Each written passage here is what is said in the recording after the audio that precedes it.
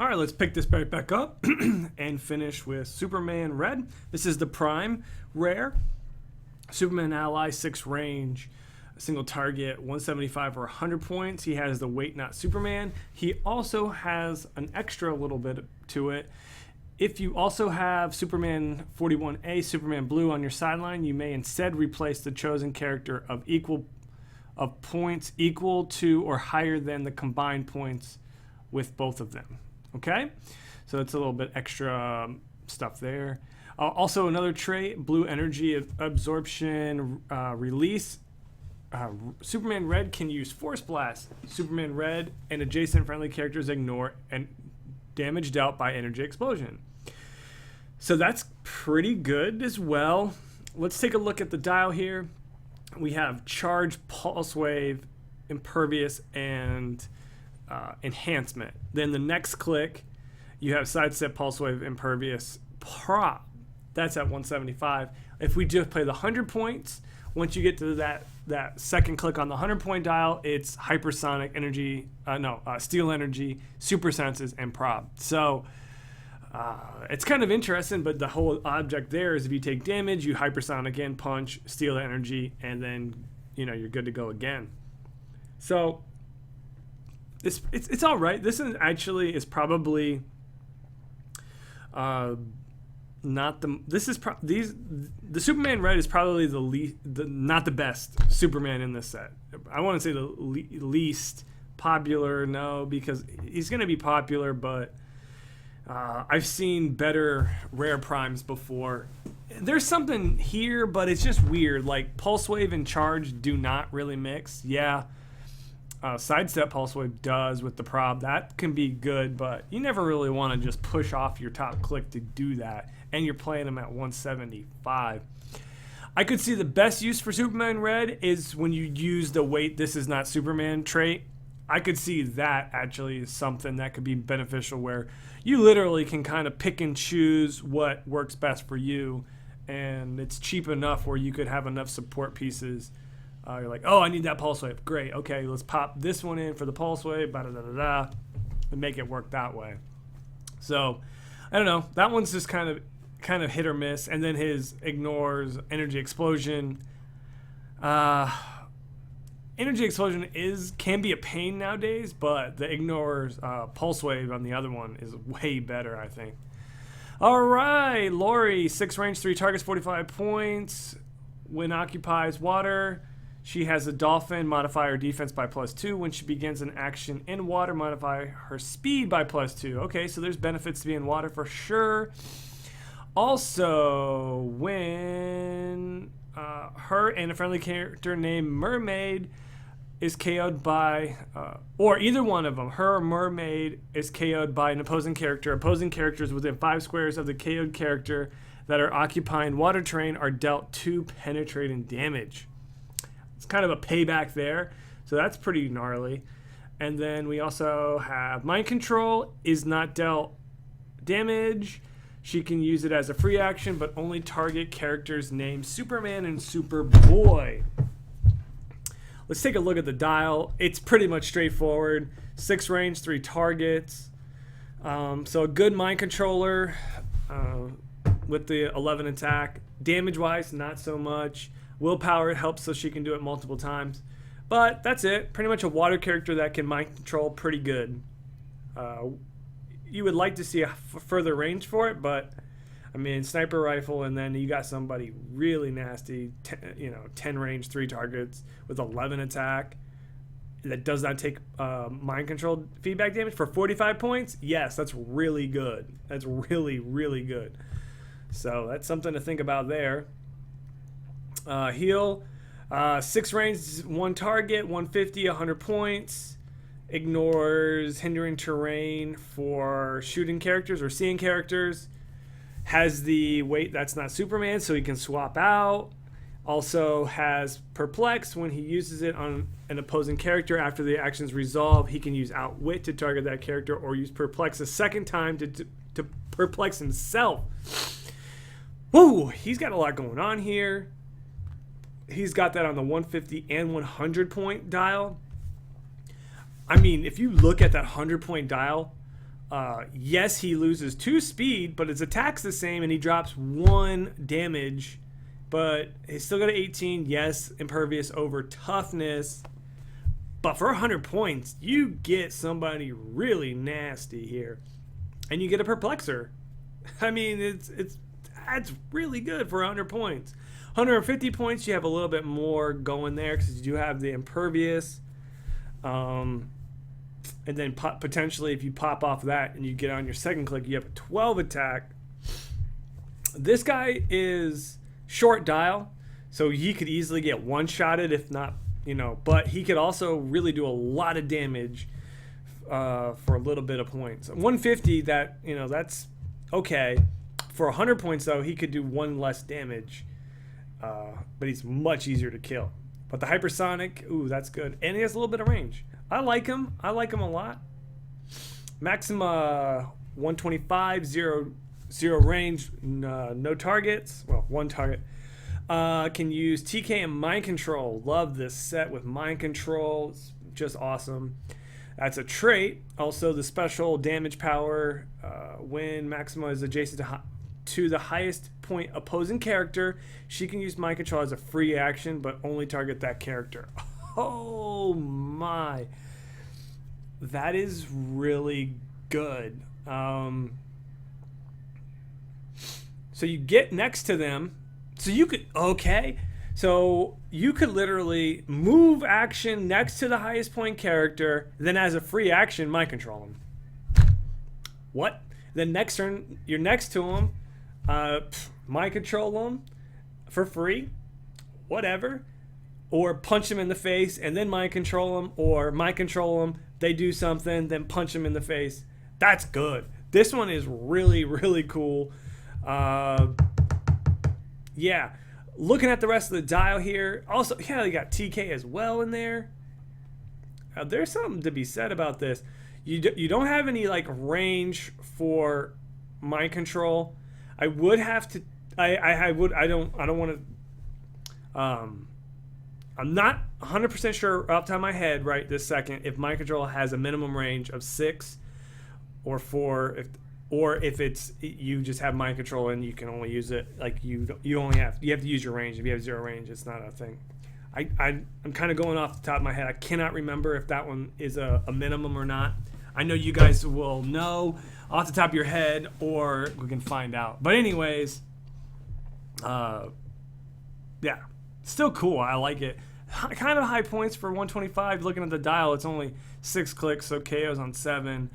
Attack is pretty good, 10, couple 11s and some more 10s. Damage, I mean, it's solid. Could get beat up really quickly, but the idea of being able to just move right up on the guy and then get a free Mind Control off on him, I like that quite a bit. Lady Blaze, 145, 7 points. Mystics, 1 target. When Lady Blaze is within 3 squares of a friendly character named Lord Satanus, and on a higher click number than that character, she can use stealth and willpower. Okay, that's good. If a friendly character named Lord Satanus has been KO'd this game, she can use stealth and quintessence team ability. The next character, as you see, is Lord Satanus. Okay, when an opposing character makes an attack with an attack or damage value that is higher than its printed value, put a bargain token on that character's card. When Lady Blaze targets a character with a bargain token on its card with an attack, she may increase a combat value by +1 for each bargain token that she removes from that card. That is pretty solid. I kind of like that. It's kind of a fun mechanism. It does look like you have to play Lady Blaze and Lord Satanus together to get the full effect. I think that might be kind of a fun thing to do. However, like competitively, probably not. The dial running shot, Psychic Blast 17-3 is solid. The only way you get quintessence is if he dies. So that or Lord Satanus does, which you have. It's like a combo deal. When you get combo deals, The figure itself has to not be nearly as good because you have to play another figure with it. But I like what they're doing there, because not everything needs to be super meta, but fun to play, and combining two characters together like thematically is fun. So I like what they're doing there. All right, so here, much talk about him. Here he is, Mystics, 5 ranges, 1 target, 155. So you add them both together, that's 300. That's just a good idea what they did. Same power here, sibling rivalry. However, when he's within Lady Blaze, he can use poison and willpower. And then if she's KO'd, he can use poison and quintessence for the game. So, okay. He is a charger, super strength, beat him up, kind of in your face.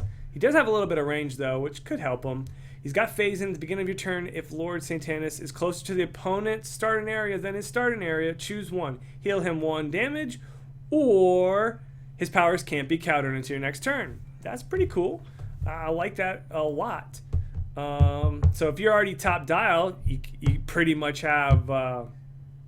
I don't want to say you have quintessence, because you technically don't have the willpower, but you can't be countered, so that's good. But if you do play Lady Blaze and she's KO'd, then yep, there you go. Yeah, quintessence anyways. So, yeah, and the dial is pretty solid. I mean, starting out with 10s and only 1 click of 11 for 155 is kind of disappointing.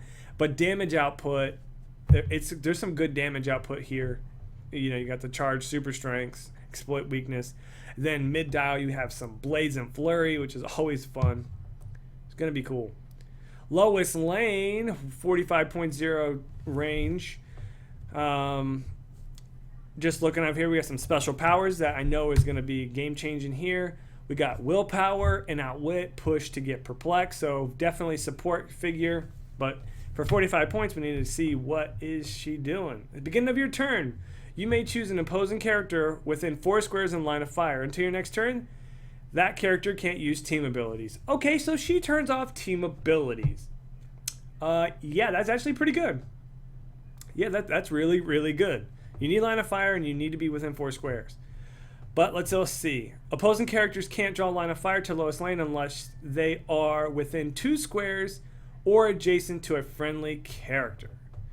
Or she's adjacent to a friendly character. Hunting down the lead. Okay, so that she could be really, really hard if you want her to be, to get to, and to be able to target, to basically draw a line of fire to kill her. So that's a bonus there.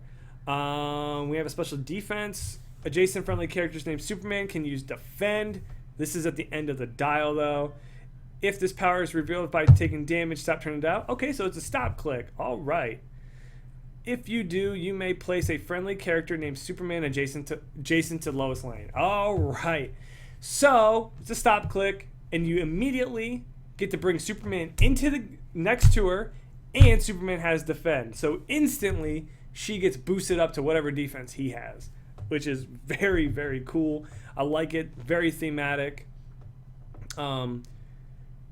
She would have stealth and outwit. She still has her trait to take away team abilities, which is great.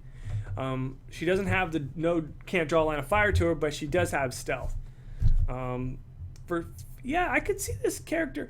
To get the most out of her, though, I think you do want to play her with Superman. I'm trying to think of how to play it. What would be great about her without Superman? I like the ability to take away team abilities. However, it's not the end-all, be-all. And you have to be within 4 squares and line of fire. I do like the option of outwit and perplex. So you kind of have whatever you need. She's a good utility piece for 45 points. Take away team abilities, outwit, perplex. I could see her being used. I definitely could see her being used here. I don't think she's like on every team, though. Like, she's kind of expensive and easy. She's kind of expensive just for an outwit and just for a perplex.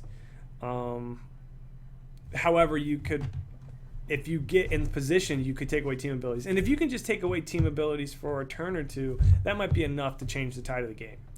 All right, the final character in this set that we're going to cover is Lex Luthor. 7 range, 1 target, 150. So about exactly half your point cost. Okay, adjacent friendly characters with the Justice League keyword can use Superman enemy team ability. When they do, Lex Luthor is considered higher point value than adjacent friendly characters with the Justice League keyword. So Justice League keyword, he's got you beat and he's higher point value. So what his next power makes perfect sense because he's got leadership and mastermind. So he can mastermind and leadership to anyone if they have Justice League keyword. That's good. That's good. When he does, he is considered higher point value than adjacent character with the Justice League keyword. So it's pretty much just like what I said. He can get the Superman enemy team ability, and he can mastermind and leadership on Justice League characters because he would be considered higher points. So that's good. Let's take a look at the dial. One thing that's glaring to me is the defense is slightly low, but that is impervious, and because of the damage power, it's also mastermind. So impervious and mastermind is a really good combination. Oh, I'm only taking 2 damage. Well, I'll just block it. Okay, so that's pretty good. Let's see here. Running shot, precision strike, 4 damage. I like that. Turns into a charger, then turns into a sidestep. Yeah, I don't know how competitive this guy is gonna be.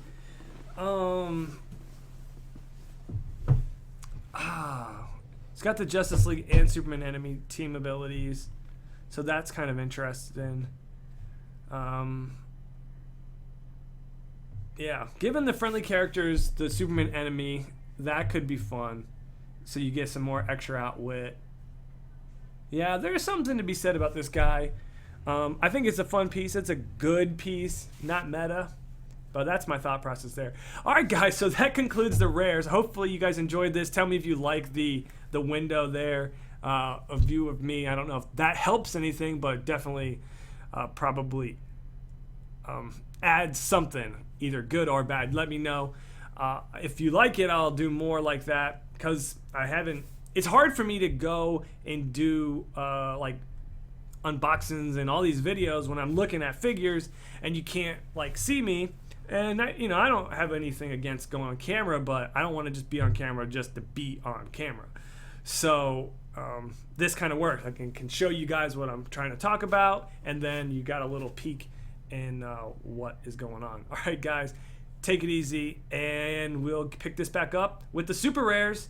So I probably will try to get that video for you as soon as possible. And we got chases, and we've got colossal figures. So we got quite a bit more to go here, and the set's looking amazing. Looks just absolutely great.